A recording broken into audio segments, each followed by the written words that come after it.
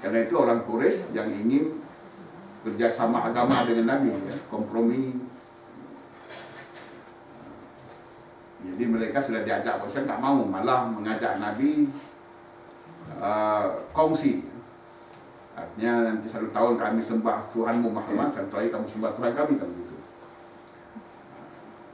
Itu jadi Allah turun ke ayat qul ya ayyuhal kafirun, karena mereka jelas kafir. Ya begitu dalam Quran. Sehingga di sini kan kalau orang-orang yang non muslim itu yang baru berislam, yang mereka berdakwah, dia atau dia memberikan katakanlah kuliah atau ceramah dan sebagainya, di mana hadir orang-orang non muslim, itu disebut mereka sebagai not yet muslim, bukan kafir. Not yet muslim, maksudnya belum Islam lagi. Itu lebih menghimbau, ya.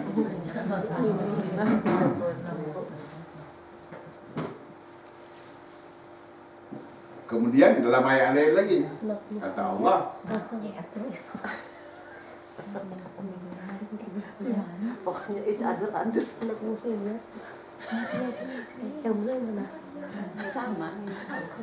Yang benar yang mana ya? Pukul. Nggak ada muslim. Udah nanya itu apa?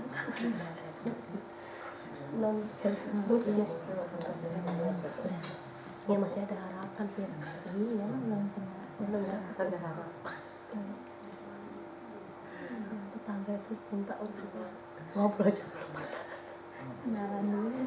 Kemudian Nabi sendiri ya, dalam berdakwah itu waktu di zaman Mekah,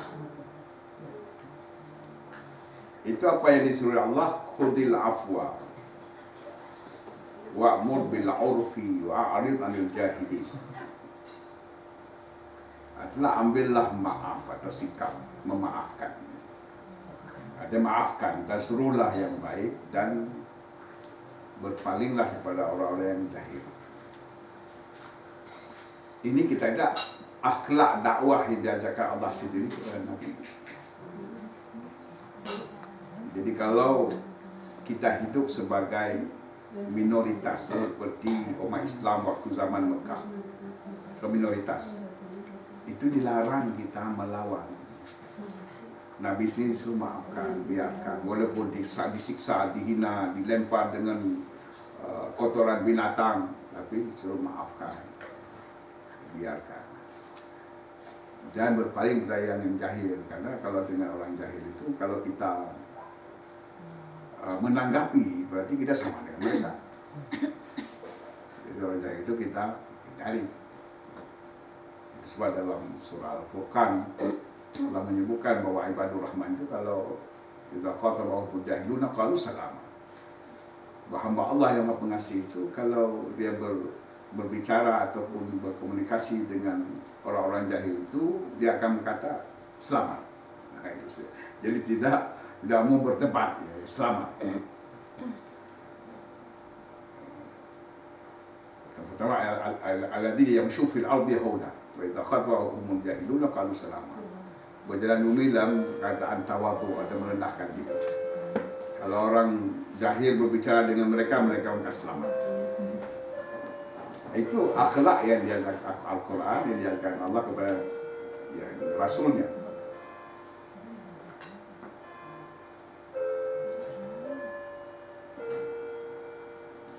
Kemudian tentang bagaimana sikap kita kepada yang non yet Muslim atau kafir dhimmi. Jadi yang non yet Muslim itu kata Allah, la yanhaakumullahu 'anil ladzina lam yuqatilukum fid din wa lam yukhrijukum min diyarikum an tabarruhum wa tuqsitu ilaihim innallaha yuhibbul muqsitin. Artinya Allah tidak melarang kamu berhubungan dengan orang-orang yang tidak memerangi kamu karena agamamu dan tidak mengusir kamu dari rumah-rumahmu atau kampung halamanmu untuk berbakti kepada mereka. Jadi Allah menyebutkan kata-kata bir, macam birrul walidain. Ini ingat, untuk berbakti kepada mereka dan berlaku adil terhadap mereka.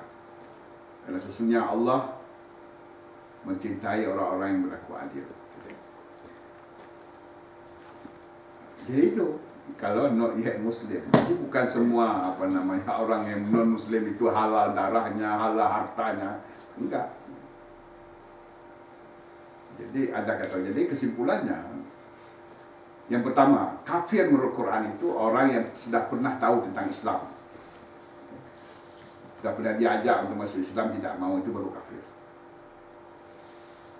Dan kafir itu pun terbagi-bagi. Ada kafir zimmi.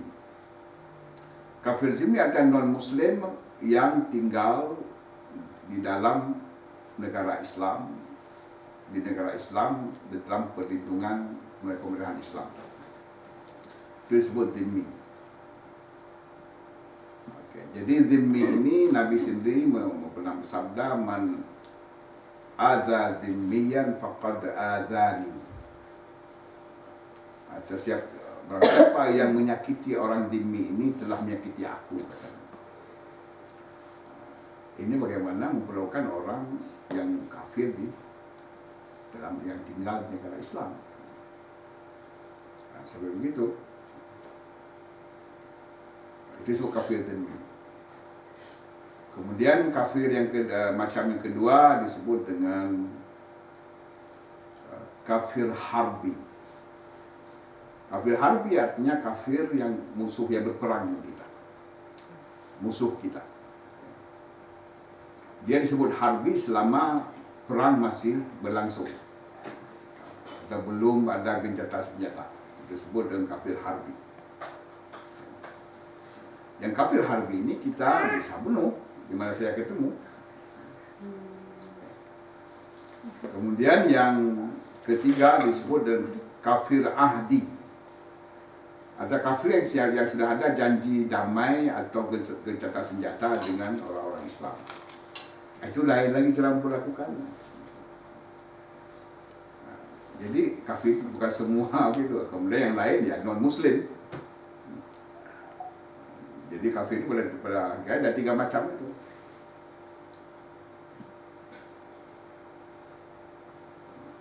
Kemudian ini sudah dasar-dasar dari Quran, hadis Nabi tentang yang pertama ya hakikat kebencian ya, atau sikap orang-orang kafir terhadap orang Islam, atau Islam itu sendiri.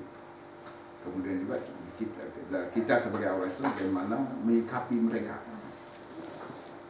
Kemudian kita tinggal sekarang sebagai minoritas di negara non-Muslim. Jadi yang pertama, sikap kita seperti sikap orang Islam zaman Mekah. Yang problem sekarang ini ada orang-orang Islam di sini yang mereka sangka Islam milik mereka, sehingga kita dengar macam di Victoria atau Melbourne ada orang menjalankan hukum hudud, macam mencambuk orang minuman keras misalnya ya. Itu satu kesalahan besar karena kita belum berkuasa di sini. Hukuman-hukuman demikian itu wajib dilakukan oleh penguasa Islam, bukan kita sebagai minoritas. Kita tidak punya wewenang apa-apa. Jadi ulah-ulah begitu yang mengundang bencana kepada orang Islam yang lain. Itu masalah. Kemudian yang lain karena reaksi tadi, tapi mereka tak peduli, yang mereka lihat apa yang ternyata. Macam bom bunuh diri, yang membunuh orang-orang yang tidak bersalah dan sebagainya, merusakkan bangunan, menghancurkan bangunan. Jadi hal demikian juga akan mengundang bencana kepada orang Islam yang lain, terutama yang tinggal sebagai minoritas di negara-negara non-Muslim. Itu sudah merupakan reaksi alami. Malah dibandingkan dengan sikap orang kita terhadap non-Muslim dengan sikap orang terhadap non-Muslim, tidak ada apa-apa. Orang kita lebih hebat lagi. Kalau ada misalnya satu daerah itu dibuat gereja, orang akan membakar gereja itu. Jadi sikap anti terhadap agama yang lain itu sikap alami, setiap manusia begitu. Tapi di sini tidak sampai demikian. Walaupun ada kejadian seperti itu, tapi jarang sekali. Hanya segelintir orang. Kalau kita bandingkan negara kita bisa salat di mana saja kita mau, kita bisa bangun masjid. Walaupun mereka kalau katakanlah masjid mereka takut dan sebagainya. Tapi kenyataan kita ada masjid di mana-mana, kita ibadah aman, nggak ada yang ganggu. Tapi kalau di negara kita misalnya, kecuali yang memang gereja sudah ada sejak puluhan tahun. Kalau tempat-tempat, kalau di pinggir kota saja, kalau orang bangun gereja, ya orang Islam akan merusakkan. Seperti macam itu, di Bogor, misalkan di Bogor beberapa tahun lalu kan terjadi ada sekelompok Kristen mau bangun gereja, gitu kan orang protes, kan jadi membawa kepada kekerasan dan sebagainya. Itu masalah. Jadi itu masalah, memang tabiat manusia begitu, tidak suka yang asing, kemudian tidak suka agama yang berlainan dengan mereka. Itu sudah sikap manusia begitu. Cuma apa sikap kita di sini? Kita di sini kalau tidak berani berdakwah dengan lisan, kita berdakwah dengan contoh teladan. Karena kalau kita sendiri tidak mengamalkan Islam, bagaimana kita meyakinkan orang bukan Islam itu Islam itu baik? Kita percaya Islam itu baik, Islam itu indah, Islam itu damai, tapi kita tidak tunjukkan contoh. Jadi orang nggak tahu dia mana buktinya. Itu sebab di sini sikap kita itu kita membuktikan bahwa Islam itu betul-betul indah. Macam tadi kita sebagai minoritas kita tahu apa kedudukan kita, bagaimana kita bersikap, bertindak dan sebagainya sebagai minoritas. Jadi dalam kita sebagai minoritas itu dakwah yang paling efektif adalah kita memberi contoh tadi. Contoh yang paling baik itu adalah membantu orang lain. Ini contoh yang lain juga kita lihat sikap orang Islam dengan sikap orang kafir. Kalau ada bencana alam yang besar-besar, seperti tsunami dulu di Aceh, atau gempa bumi di Turki, atau tsunami di Jawa, sesudah Aceh lalu di Jawa, kemudian gunung berapi dan sebagainya, banjir. Kita lihat siapa yang datang membantu? Orang kafir. Tapi kalau kita ini sebagai kenyataan hidup, kalau kita dengar ada bencana di Amerika, apa sikap kita? Kan berbeda. Itu sebab kalau kita tidak menunjukkan contohnya, bagaimana kita meyakinkan mereka bahwa Islam itu baik? Kalau ada bencana yang menimpa orang non-Muslim, kita nggak peduli. Tapi kalau bencana menimpa kita, orang itu peduli.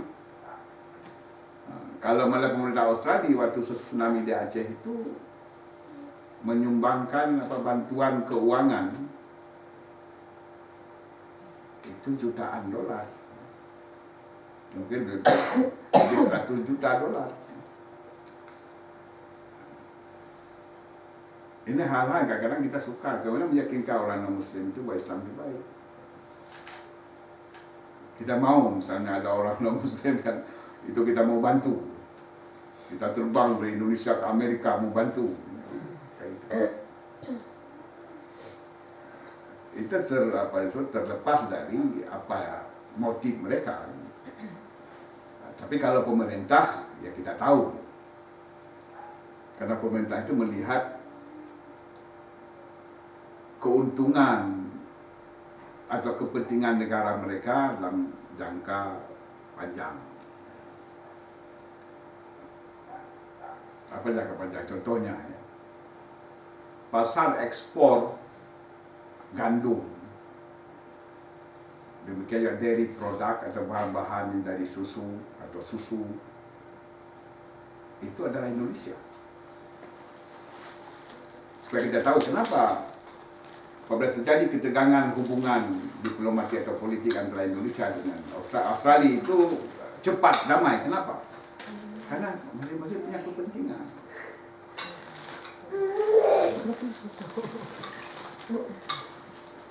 Jadi tidak lama, misalnya ada tegang, jangan takut sebentar saja.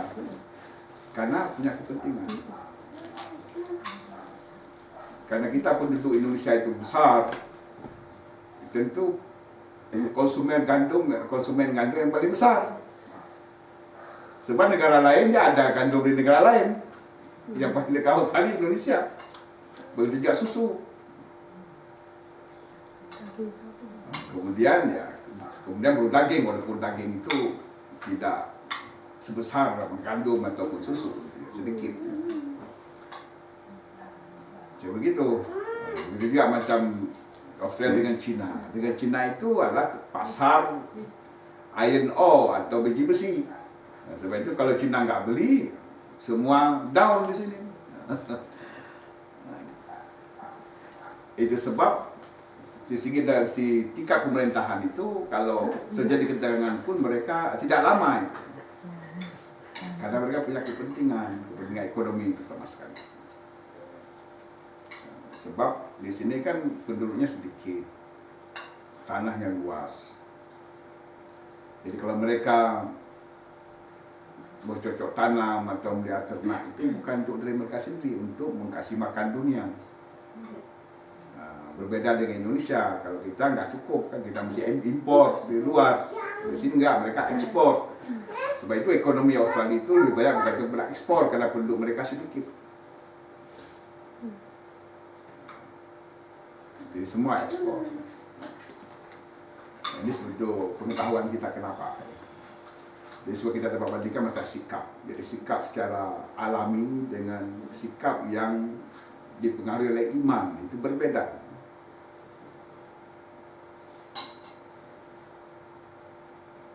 Itu satu hal. Kemudian hal yang lain juga karena orang Islam di zaman modern ini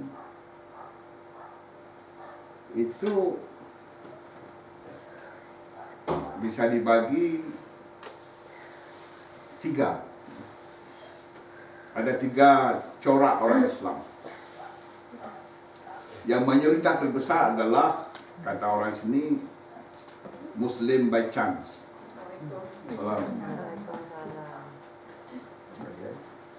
Muslim by chance. Artinya Islam tidak sengaja. Itu mayoritas terbesar. Jadi kita yang lahir Islam. Begitu lahir kita ada Islam, nggak pernah sengaja masuk Islam.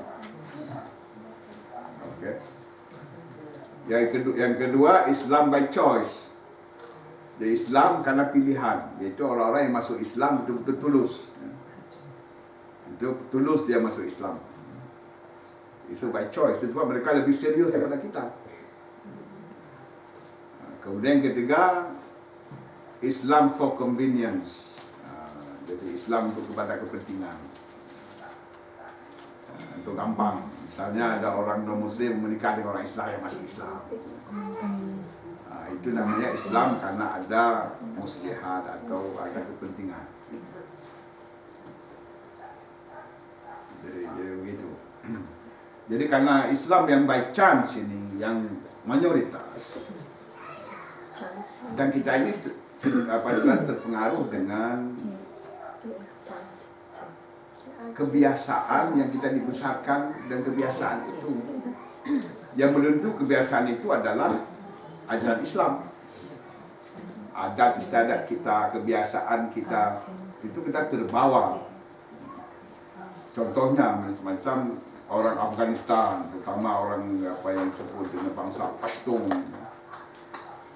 itu memang sudah adat mereka dan watak mereka itu keras-keras. Ya, cara Islamnya begitu, macam cara Taliban. Itu ala Islam mereka. Jadi itu karena terbawa daripada upbringing atau mereka yang dibesarkan, dari lingkungan mereka yang mereka dibesarkan. Sebab itu di sana setiap rumah tangga itu ada senjata, ada senapan. Kalau di Afghanistan. Dan itu yang jadi sasaran bukan orang di luar, karena sama-sama mereka. Saya pernah, walaupun itu kata orang joke, ya. Saya pernah tajuk dengan orang Afghanistan, sengaja saya tajuk. Ini berselingan saja, dan nggak serius sekali. Tapi ini kejadian. Buktinya orang Afghanistan kalau saya cerita tajuk itu dia senyum, nggak bantah. Berarti itu kejadian. Jogja begini ya, ada seorang anak muda yang baru menikah. Jadi kata ayahnya, nak, nanti kalau nanti istrimu itu perawan, jadi waktu kamu malam pertama itu tembak ke atas. Kalau kamu dapati dia tidak perawan, tembak dia.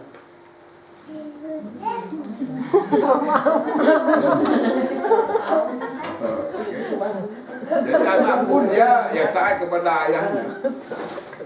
Malam pertama dia tembak ke atas. Ayahnya gembira, menantuku perawan. Kemudian malam kedua ayahnya mendengar tembakan lagi. Besok ditanya, kenapa dia ada tadi malam ada tembakan lagi? Dia nggak perawan lagi, aku tembak dia.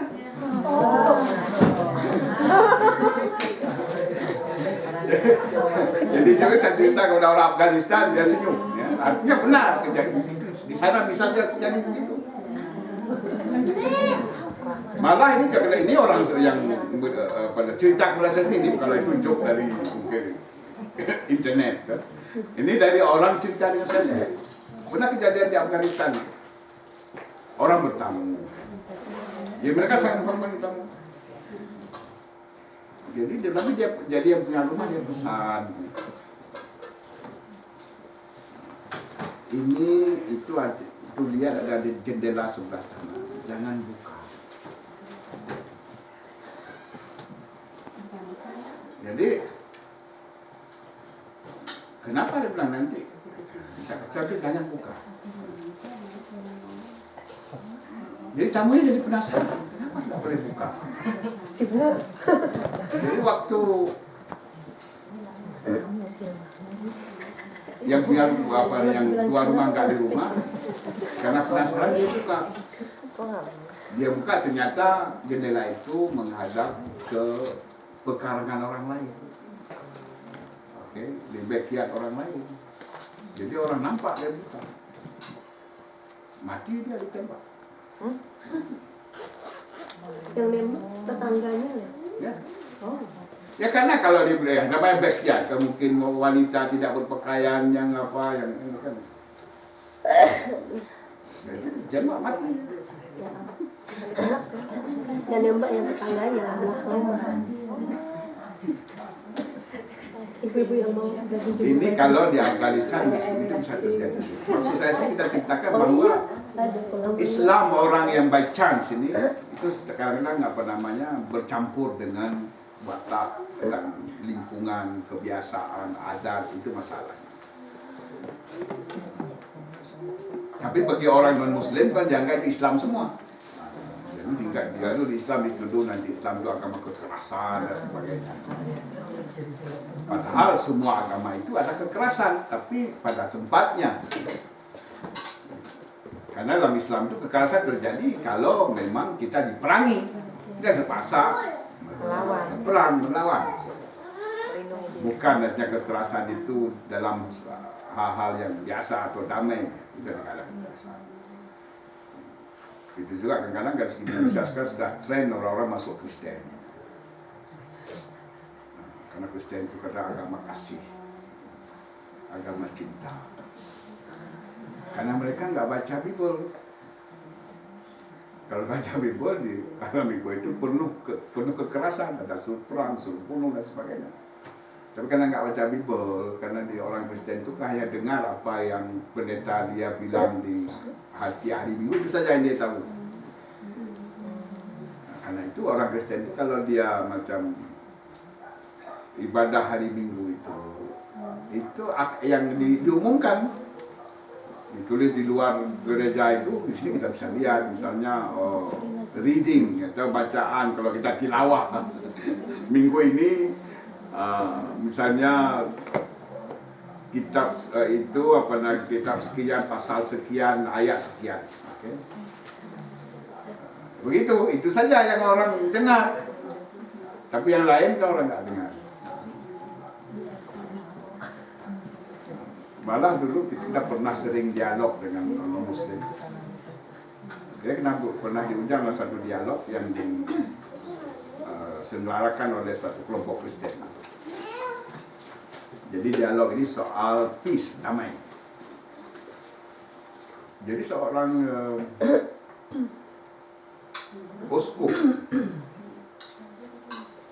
uskup dia berbicara. Katanya kita ada masalah dengan Yahudi, bukan kita saja. Orang Yahudi ada kritikan sebab dalam kitab kita masih ada kata-kata Nabi Isa yang mengatakan Yahudi itu adalah anak syaitan. Okay? Tapi sekarang dalam Injil mereka ada kata Nabi Isa yang mengatakan Yahudi itu anak syaitan. Jadi katanya kalau sebenarnya ayat ini enggak ada, kita enggak ada masalah dengan Yahudi. Ada ayat itu. Ceritanya begini, walaupun di sana tidak ada apa disebut tidak ada penjelasan kenapa Nabi Isa berkata begitu. Tapi dalam Injil Barnabas disebutkan. Jadi disebutkan bahwa waktu Nabi Isa itu dikonfrontasi oleh yang Yahudi, ditanyakan. Karena Nabi Isa itu mukjizatnya hebat-hebat sekali. Sedangkan Yahudi pada saat itu menunggu itu Nabi akhir zaman yang mereka sebut Al-Masih. Jadi mereka penasaran, tanya ini bukankah anda ini yang Al-Masih? Kata Nabi Isa bukan. Al-Masih itu akan datang sesudah aku. Kemudian mereka tanyakan, Al-Masih kalau kamu buat datang, jadi Al-Masih itu keturunan siapa? Lalu Nabi Isa bilang, kalau aku bohong, kamu senang semua. Tapi kalau aku ngomong yang benar, kamu akan bunuh aku. Tapi nggak apa, aku ngomong benar. Jadi Nabi akhir zaman itu, Al-Masih itu akan dibangkitkan dari keturunan Ismail. Terus mereka protes, tapi dalam kitab kita ditulis sebab dari keturunan Ishak. Kata Nabi Isa, Musa tidak pernah menulis itu. Yang tulis itu adalah ulama-ulamamu yang jahat. Itu mereka jadi marah.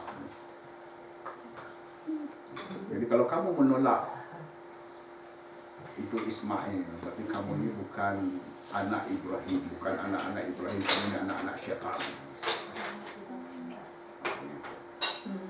Jadi itu yang sebenarnya membawa kepada penyaliban. Jadi penyaliban Nabi Isa itu orang Kristen nggak tahu karena Nabi Isa mengumumkan kedatangan Muhammad. Itu sebab Nabi Isa mau disalib. Walaupun Quran menyebutkan penyaliban terjadi, tetapi bukan terhadap Nabi Isa. Jadi orang yang diserupakan dengan Nabi Isa. Itu saja. Jadi kita tahu bahwa bukan antara agama kita dengan itu. Kristen dengan Yahudi itu mereka ada masalah. Dan malah dalam praktek hari-hari mereka itu ada hari tertentu tiap tahun. Orang Kristen dia mesti kalau ketemu Yahudi dia mesti menyebut Christ killer. Ada kalau bahasa Indonesia kamu pembunuh Kristus. Jadi Christ killer, pembunuh Kristus. Mesti katakan begitu. Jadi walaupun di sini kita ada apa disebut pertentangan atau ironi, ya. Padahal mereka mengatakan Nabi Isa itu atau Yesus mati di tiang salib untuk menebus dosa manusia. Tapi seharusnya mereka mesti menyembah Yahudi karena Yahudi mereka percaya pembunuh Yesus.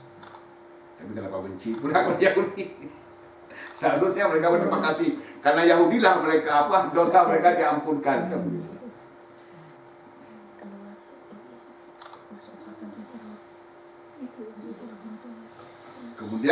Dan satu hal lagi mungkin yang selalu kita hadapi adalah kalau apabila situasi masih hangat. Kalau situasi masih hangat sesudah ada peristiwa tertentu, jadi yang masalah itu disebut backlashes, jadi reaksi negatif terhadap orang-orang Islam, orang non-Muslim terhadap orang Islam di sini. Tapi yang paling gampang dikenal Islam atau orang Islam di sini ya wanita karena berpakaian Islam. Mungkin kalau pria nggak semua pakai atribut Islam. Jadi wanita yang biasa menjadi masalah, menjadi sasaran dari reaksi negatif itu. Jadi apa sikap ibu-ibu kalau dalam waktu masih hangat-hangat begitu, ya kalau keluar kemana-mana jangan sendiri. Jangan pergi ke shopping center dan sebagainya. Itu perlu untuk menghindari yang tadi. Sebab bukan semua orang di sini jahat, tapi kalau satu orang jahat dah cukup untuk menimbulkan masalah.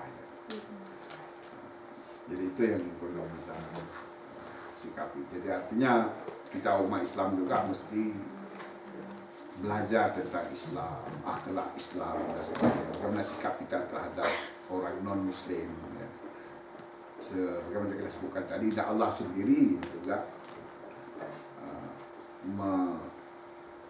disebut memanggil mereka dengan istilah yang berbeda.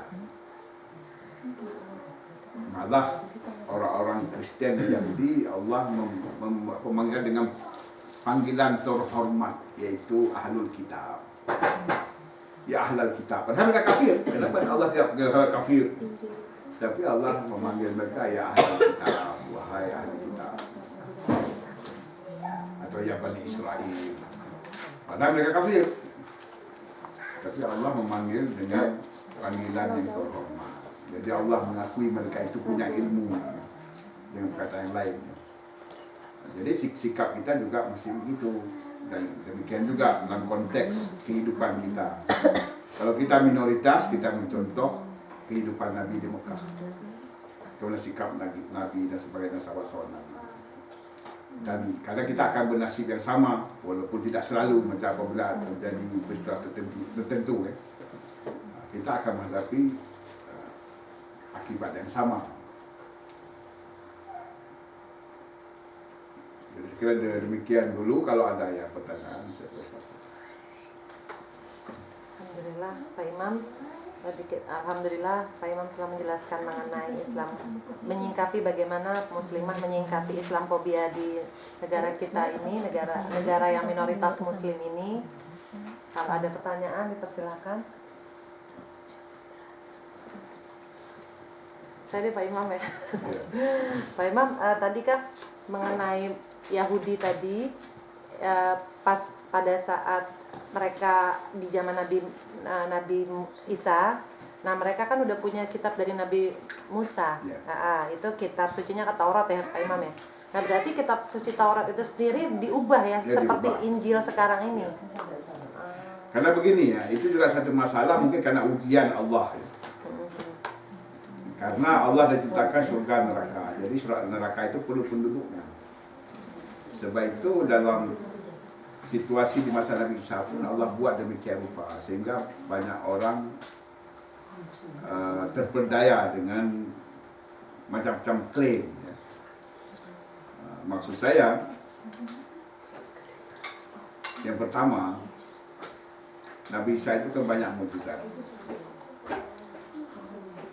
Dan mukjizat Nabi Isa itu sesuai untuk zaman itu. Karena zaman itu yang terkenal di kalangan masyarakat Yahudi dan Romawi adalah kepintaran atau kepandaian dokter-dokter untuk mengobati orang penyakit, macam-macam penyakit. Jadi mukjizat Nabi Isa itu menyembuhkan penyakit yang tak ada dokter pada waktu itu bisa menyembuhkan. Penyakit buta sejak lahir, penyakit kusta, penyakit apa, kemudian juga menghidupkan orang mati. Tidak ada dokter bisa hidupkan orang mati. Ini untuk mengatasi itu semua yang tujuannya untuk meyakinkan mereka bahwa Isa itu adalah seorang nabi. Rasul Tuhan, Nabi itu. Cuma sebahagian, karena yang pengikut Nabi Isa mula-mula Yahudi semua Yahudi.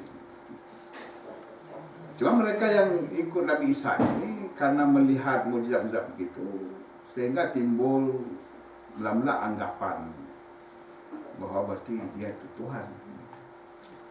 Kemudian yang lain mungkin lebih ringan lagi sedikit, anak Tuhan. Sehingga di masalah konsep Tuhan, anak Tuhan, yaitu atau ketuhanan Isa itu sudah berkembang di zaman Nabi Isa sendiri. Bukan kemudian, di zaman itu sendiri sudah ada itu. Kadang-kadang yang termasuk murid Nabi Isa sendiri, ada yang dia heran, mesti ini dia Tuhan. Jadi begitu. Padahal Nabi Isa berkali-kali menyangkal. Dalam Gospel Barnabas disebut, dia berkali-kali menyangkal. Kemudian Yahudi ini pintar, dia memfitnah lagi supaya Nabi Isa itu dibenci oleh bangsa Romawi, karena waktu itu Bani Israel atau Yahudi dijajah oleh bangsa Romawi.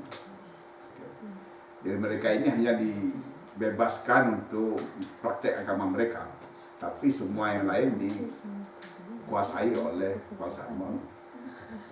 Bagaimana mereka mengaku bangsa Romawi? Katanya, oh itu Isa itu dia mau jadi raja Bani Israel atau raja Yahudi. Nah, itu kan sesuatu yang penguasa nggak mau dengar, ya kan, begitu, macam itu. Nah, kemudian tentang bagaimana Allah menurunkan kita. Kenapa Nabi Isa tahu bahwa itu bukan kitab yang asli? Bagaimana Nabi Isa tahu? Itu Nabi Isa itu Allah sebutkan lepas diajarkan Taurat dan Injil. Jadi diturunkan itu langsung ke dalam dada Nabi Isa. Itu sebab isi kitab itu semua sudah ada dalam dada Nabi Isa. Itu yang Nabi Isa ya, mana yang perlu dikutip di waktu ke waktu. Tapi nggak ada dalam bentuk tertulis. Ini juga satu hal trik daripada Allah, karena nggak tertulis sehingga sampai sekarang pun itu Bible atau lebih tepat Injil orang-orang Kristen yang percaya sekarang itu tidak pernah ada naskah aslinya. Malah itu semua diterjemahkan dari bahasa Yunani. Itu pun kita disalin dah lama sesudah Nabi Isa berangkat dari sini. Sudah lama. Ini cerita itu sebab ada cerita simpang siur tentang ketuhanan Isa itu. Sehingga pada suatu ketika itu zaman pada tahun 325 Masehi. Jadi sudah 300 tahun sesudah Nabi Isa berangkat. Dia timbul masalah tentang menentukan berapa Tuhan itu. Satu atau lebih. Karena timbul masalah terjadi macam hari ini di antara umat Islam, macam-macam paham. Jadi akhirnya kemudian penguasa pada itu orang bangsa Romawi. Jadi pemerintah nggak suka kalau terjadi kekacauan dalam negara yang mereka kuasai. Jadi mereka mau damai, karena itu dibuatlah satu gagasan untuk mengumpulkan orang tokoh Kristen semua supaya ada kata sepakat tentang Tuhan itu berapa. Sehingga itu terjadi satu disebut Majelis Nisia atau Nisia Council. Nah, di situ diputuskan berapa Tuhan mereka punya. Itu ceritanya. Sebelumnya itu macam-macam paham.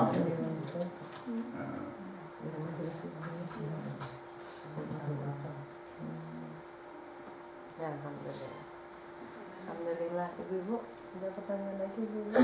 Ini Pak Ustadz, saya mau nanya, kalau menyikapi kita terhadap orang-orang yang awam, misalkan yang di sini, dia melihat kan sering melihat di channel-channel TV atau di internet melakukan hukum kisas tapi di negara Arab misalnya, itu kan memang diberlakukan. Nah itu dia bilang kan itu melanggar kemanusiaan gitu. Nah, itu Jelaskannya gimana itu gimana gitu. Mereka kan semakin jadi anti gitu. Memang itu di dalam kesulitan ya. Jadi bilang saja setiap negara itu dia ada hukum. Macam di sini kita tinggal di sini ikut hukum di sini. Mereka hukum di sana begitu. Jadi itu saja. Jadi kita karena itu negara orang punya hukum sini mesti mereka kan ada hukum. Hukumnya begitu. Itu saja bilang. Jadi bilang dengan dia tidak mesti itu apa namanya hukum Islam gitu. Sebab dalam Islam itu kan untuk dilakukan hudud itu kan ada syarat-syaratnya. Jadi sedangkan negara Islam seperti Saudi Arabia misalnya, itu hukum Islam tidak berlaku untuk keluarga raja.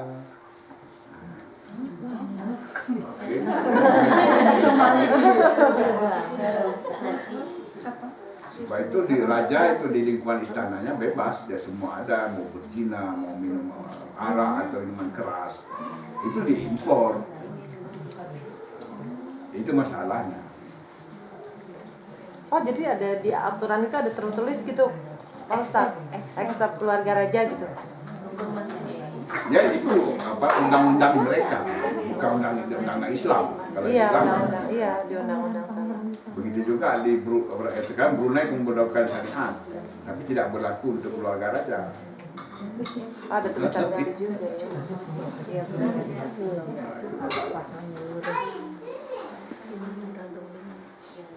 Berarti orangnya itu ya yang bikin Islam. Sekarang mereka orang awam ini suka mengerti ya, padahal kisah itu ada keadilan. Kalau di sini kan, di sini pembunuh itu jadi tanggungan negara. Pretektok bahasa kita, jadi gratis semua. Sampai kolor pun ada yang cuci. Mana lebih hebat kalau jadi pembunuh sini.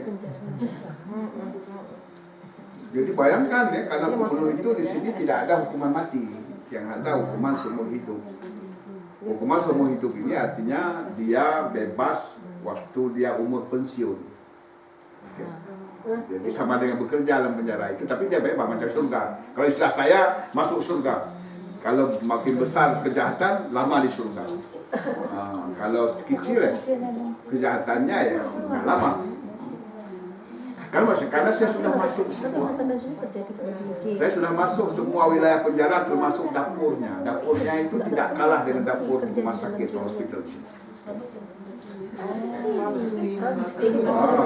Kemudian orang keluar di penjara itu bisa jadi sarjana, bisa jadi pengacara, dia bisa belajar di situ. Jadi dosennya datang ke situ.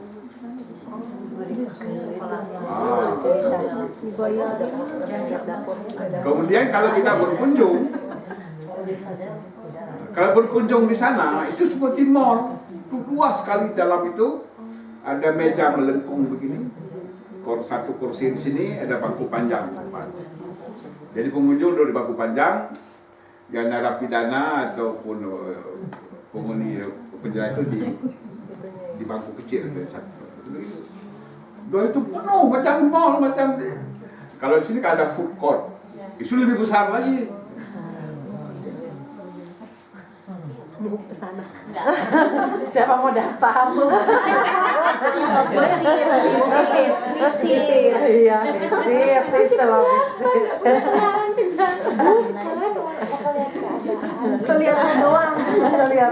Sebenarnya saya pernah terakhir saya masuk ke sana karena melihat ada seorang Islam yang ditahan. Itu sekarang pakai security. Jadi ada apa-apa, ada namanya eye detector, jadi detect mata. Jadi komputer itu nggak bisa kenal mata saya. Belum masuk, nggak bisa.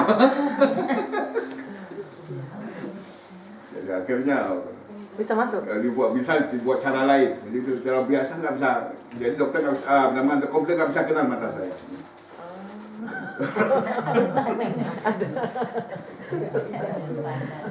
Jadi saya masuk ke dapur itu karena dulu kita diundang untuk mempelajari kemungkinan kita bisa certified halal kan. Cuma kita melihat di situ ada juga babi dan macam-macam, jadi kita nggak bisa. Di penjara mana itu Pak Ustadz? Penjara mana? Penjara mana? Penjara ini Hakia. itu. Dan aku tahu sih. Kalau waktu itu ya Hakia, kalau Hakia ke Suriname. Kemudian di sini kalau orang sudah, kemudian ada pemotongan hukuman nanti. Setiap Australia Day itu kalau dia kelakuan baik dipotong. Jadi kalau tiap Australia tiap tahun dipotong nanti berkurang. Jadi sebelum 65 tahun katakanlah nggak keluar. Kemudian kalau menjelang waktu keluar untuk masyarakat itu ada apa disebut periode penyesuaian. Jadi istilah sini ada high security prison dengan low security prison. Jadi artinya penjara yang pengamanan ketat atau tinggi dan pengamanan rendah. Jadi rendah itu disebut dengan prison farm.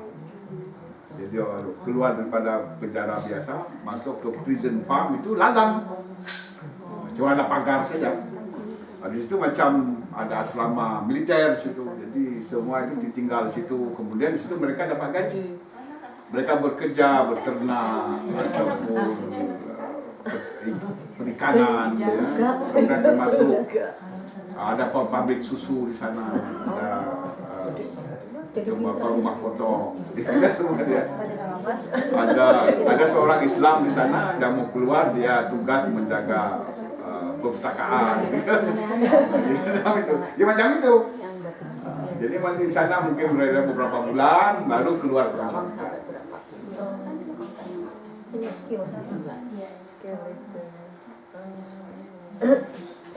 Jadi mereka itu macam daging sapi itu disembelih sendiri di situ, di prison farm. Kemudian susunya, kejunya dibuat sendiri. Nanti di situ disuplai pasok ke penjara-penjara di daerah Western Australia sini.